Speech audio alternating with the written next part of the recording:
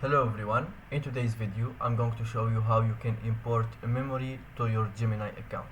So first you are going to launch the application or the website, and then once you are here in the home page you are going to click on this gear icon for the settings, and then you will have this option, the third one, import memory to Gemini. You just select this option, and here as you can see you are going to first copy this prompt into a chat with your other AI provider. So for example, if you are using Claude AI or ChatGPT or whatever that you are using, you just copy this prompt and you go and put it there.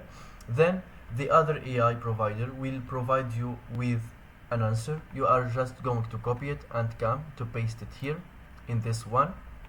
And here of course, if you have any chats or any account data from the other AI for a zip file or a CSV file, you're just going to click on add, select that files, and that's it. Your memory will be imported to this Gemini account, and that's it. Thank you for watching. If you find this video helpful, don't forget to subscribe and like the video.